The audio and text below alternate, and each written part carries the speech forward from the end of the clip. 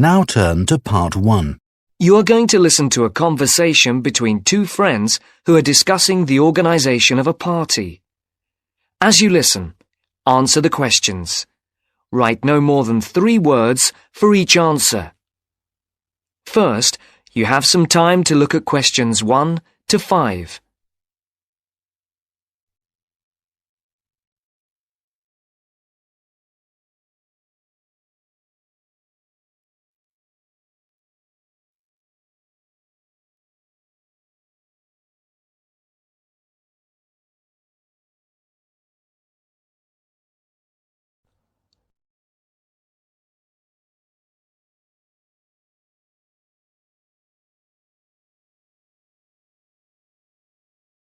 Now the test will begin.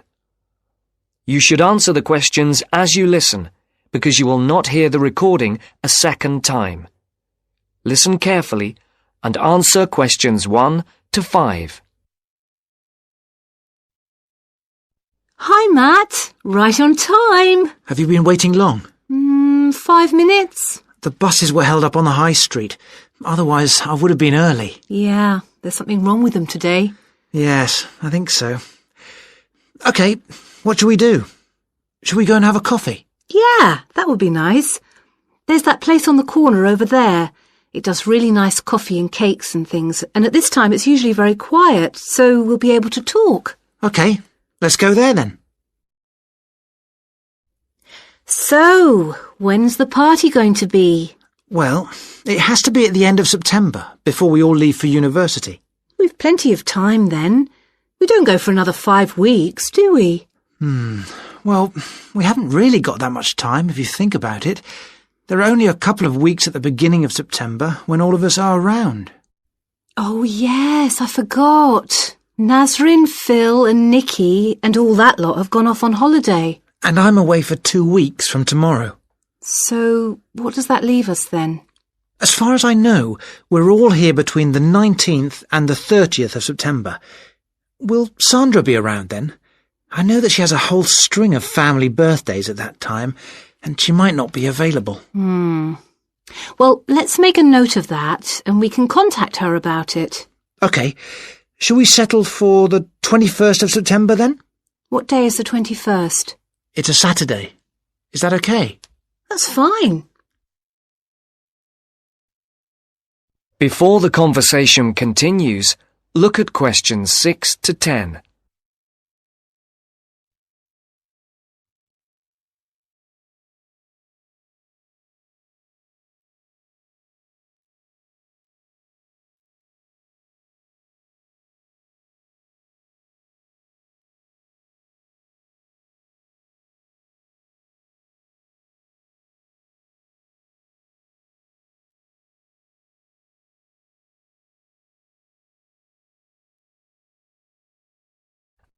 As you listen to the second part of the conversation, answer questions 6 to 10.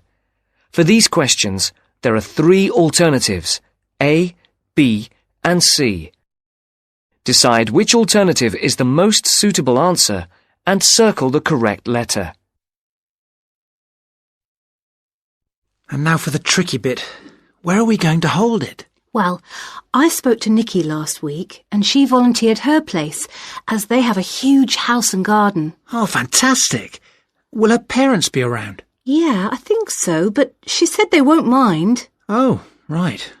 Well, my parents wouldn't like it at all. Nor mine. But is it definite? Yes. When I spoke to her, she said it was definitely on. I'll just have to confirm the dates with her. We thought it would be one weekend in September, so I'll just have to make sure that that one is okay. One thing Nikki suggested, we could have a daytime party, as we could be outside if the weather is fine. Oh, wow. How far out does she live? It's not that far. Do you know where West Road crosses the bridge? Yeah. It's the first house on the right, with that huge drive up to the front door. Oh, right. I know exactly where it is. The road is off the A33 and runs north, then over the bridge and first on the right. I know it. Oh, the place is amazing. You know it has a big swimming pool. Does everyone know where she lives? Most of her friends do, but not all. But it doesn't matter, as we can put this map Nikki sent me in with the invitation. How shall we do the invitation? We can do it on the computer. I can scan the map, and we'll put it all onto an A4 page. Is this the address? Can I just write the address down? It's 93 West Road, and I'll take the phone number. It's 477130. Right. There's one other thing. Yes? We're all giving £10 towards refreshments and food. There'll probably be a barbecue. Do you think that's enough? Oh, right. Yeah, that's fine. And everyone will have to help tidy up afterwards, including the boys. That is the end of Part 1. You now have 30 seconds to check your answers to Part 1.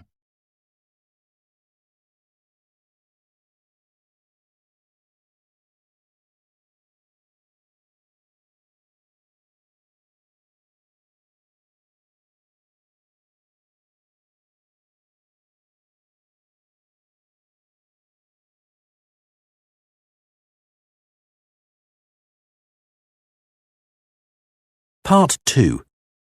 You'll hear Laura talk about this year's International Food Festival. First, you have some time to look at questions 11 to 14.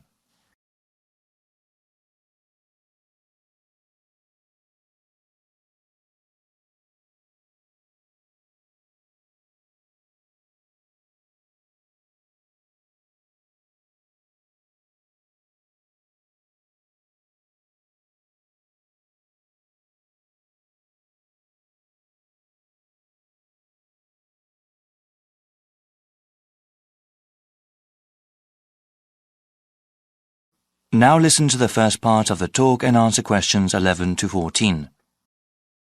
Good morning, everyone. Today we have a special guest speaker. Laura Lanthor is director of the International Food Festival this year. Laura, can you tell us about what to expect at the festival? Of course, Vincent. This spring, people in the city can go to the 7th Annual International Food Festival. This is a special event for the whole family. I do have to tell you, though, we are holding it at a different date than before. Easter is exceptionally early this year, and if the festival were held as usual, it would have fallen on the same weekend. This year, the festival will be held on the first week of April, before Easter. The festival will be held at the Walker Field grounds and will be divided into 4 main areas. There will be a Western food area with authentic representations of European cuisine. There will also be an East Asian section with chefs and products from Japan, Korea, and China. A South Asian section will have food from India, Vietnam, Thailand, and Indonesia. For the first time this year, we will also have a Latin American section where people can try things from Mexico, various Caribbean countries, and South America. There will also be special booths where people can learn about all these cuisines.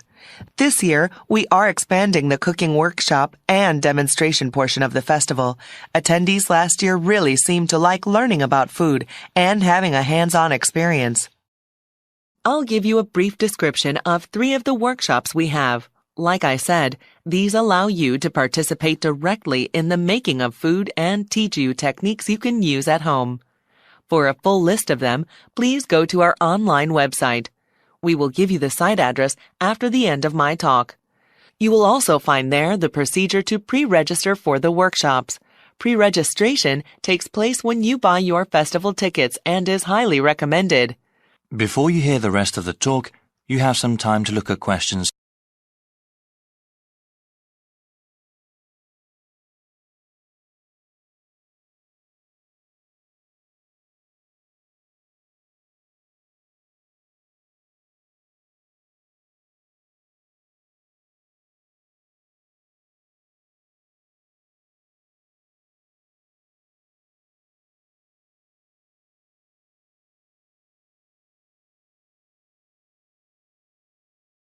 Now listen and answer questions. Non-Western food has become increasingly popular these days, and many people are interested in how to cook such food at home. Such cuisines use a variety of different spices, ones that aspiring cooks might not be familiar with. Therefore, our world tour of spices is a good introduction to the flavor profiles of other cuisines. I would recommend it for adults who want to seriously learn about cooking. Small children might not take to the more exotic spices. One workshop that is meant for children is Candy Adventures. They're traditional activities like making gingerbread houses.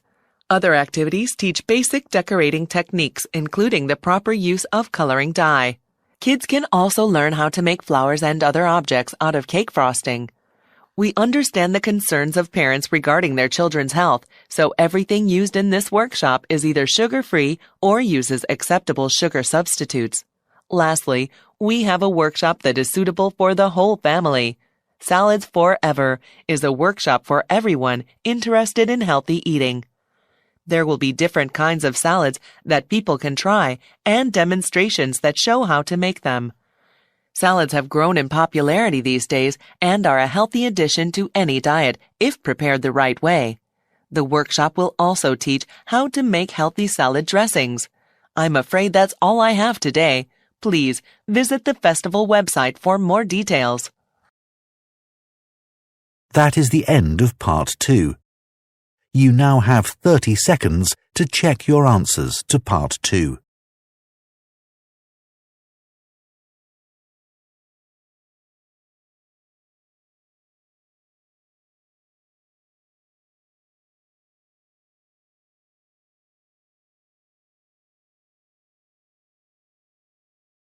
Part 3. You will hear a conversation between a university student and a faculty advisor about the requirements for the student teaching semester. First, you have some time to look at questions 21 to 24.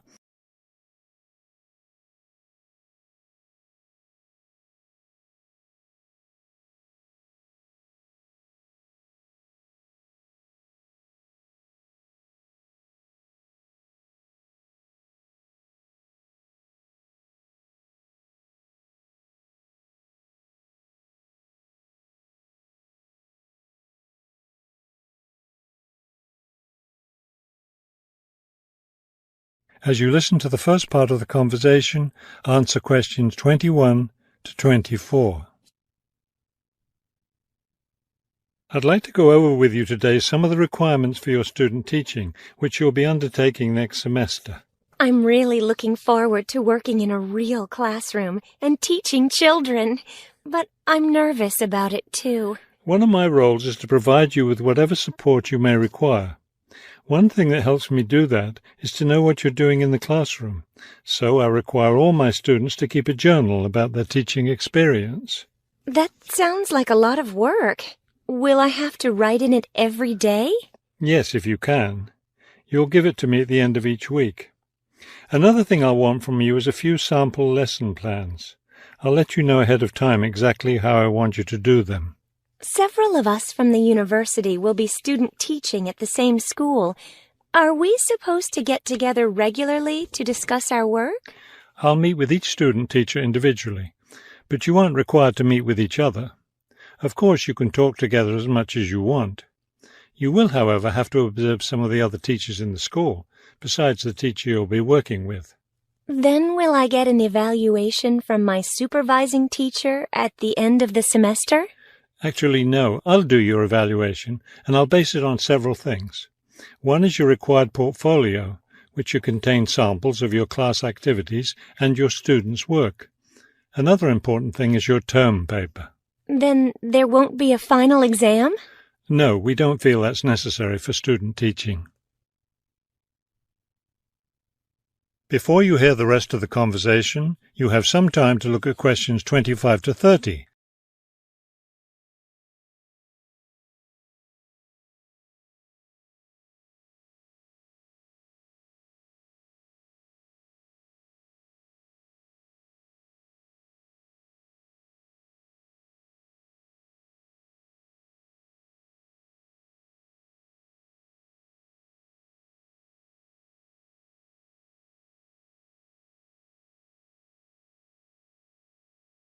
Now listen and answer questions 25 to 30. I know I have to get an agreement form signed. Since you're my advisor, are you the one to do that?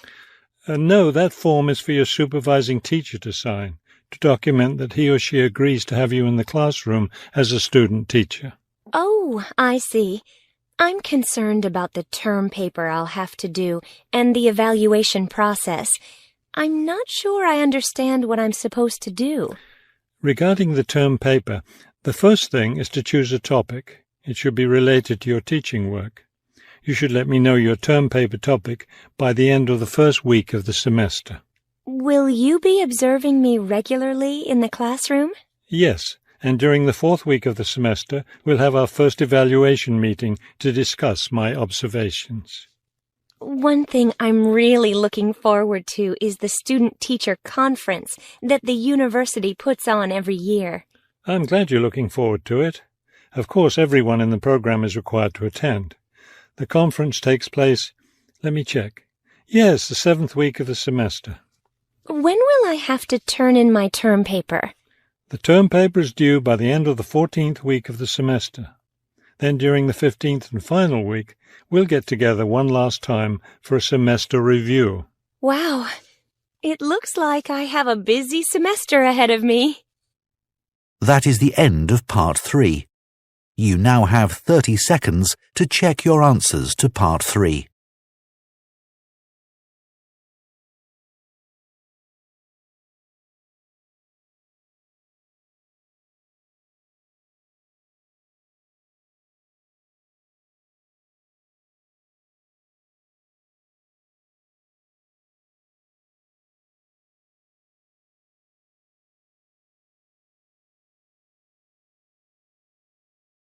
Part 4.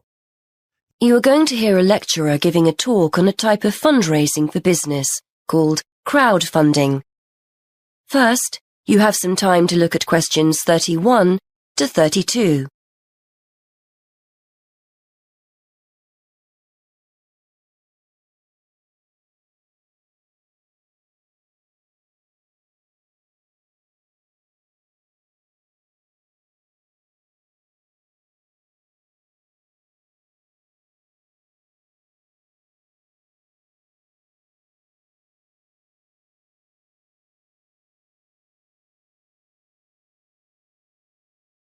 Now listen and answer questions 31 to 32.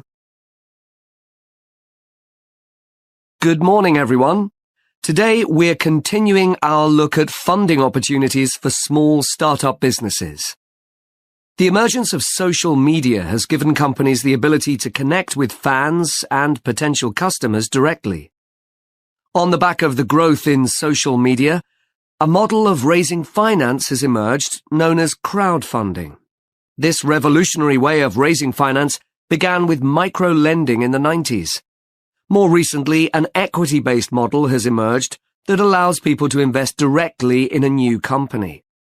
We're going to examine this in more detail later, but let's turn first to a third model, which I'll term a fan-based model. With this model of crowdfunding, individuals are encouraged to give an amount of money to support the launch of a project or initiative without the promise of any financial return. Instead, there's a reward for donating.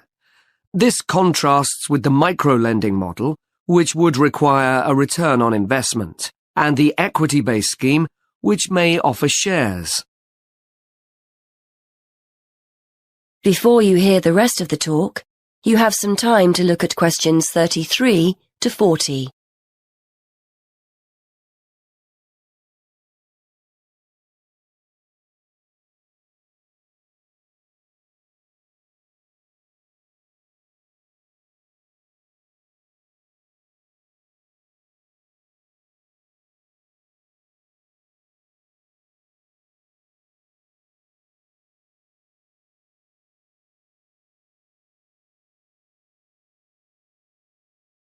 Now listen and answer questions 33 to 40. Crowdfunding portals or websites allow the business concerned to present the initiative along with the financial target required. There's a fixed time limit for fundraising, and if the target amount is reached, all donations are paid to the company or individual. Whether it's an author planning to write a new book, an independent film company looking to make a new film, or a technology company with an idea for an app, the person or company needing funding would turn to its fan base for support. This is managed through one of the many crowdfunding online portals that have emerged. Of course, a fan or supporter of a particular initiative is likely to give money anyway. But donation-based crowdfunding will often make donating even more attractive by offering a rewards-based incentive scheme. Let's take a film company, for example, that needs funding for a new film. For a small set donation, the donor might be offered a free ticket to the premiere or a DVD of the film. A larger set donation might be rewarded by the chance to attend a launch event when the film goes live. Those people who make bigger donations could even be offered the chance to meet the cast of the film, whilst the highest level donation could see the person's name mentioned in the film credits. For companies that already have a significant fan base, crowdfunding offers a fantastic opportunity to raise money quickly from a large number of people, each of whom donates just a small amount of money. Compare this to the time and effort that would be needed to sell your idea to investors or your bank manager, particularly in an age when raising finance can be difficult. The company may also have links with partner companies or organizations that run fundraising events. In this case, you can significantly increase participation by working with these organizations to promote your crowdfunding project. Another significant advantage is that you can reach out to your fan base for feedback on the project while it's being developed, thus making the final product more appealing. Crowdfunding enables you to raise awareness of the product at an early stage, thus increasing the potential for sales. With so many people behind you, it can also act as a great incentive to get the best possible product out on time and on budget. However, there are disadvantages to bear in mind. The model can be described as all or nothing. If you don't reach the monetary target required in the agreed time, all promises of donations are cancelled and no money is paid, leaving you back at square one. Should this happen, or still worse, you receive the funding but are unable to come up with the product, not only will your fans end up disappointed, but the portal will record the fact that you failed to reach your target, or that the initiative failed. Fulfilling all the pledges that you've made to people can also be very time-consuming. For example, remembering to send out copies of books or free cinema tickets can sometimes be forgotten in the excitement and frenzy of launching your product. People sometimes forget to factor in the cost of rewards when calculating profit margins. But these can be significant.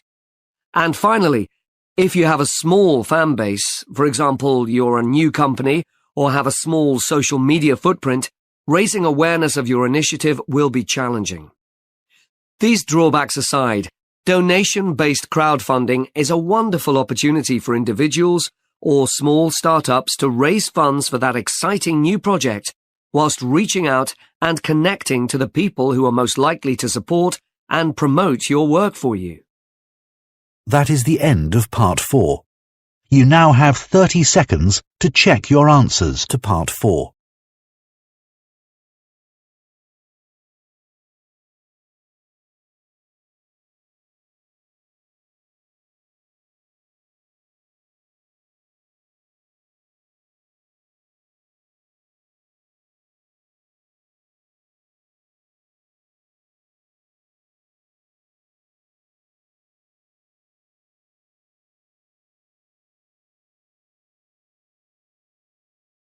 That is the end of the listening test.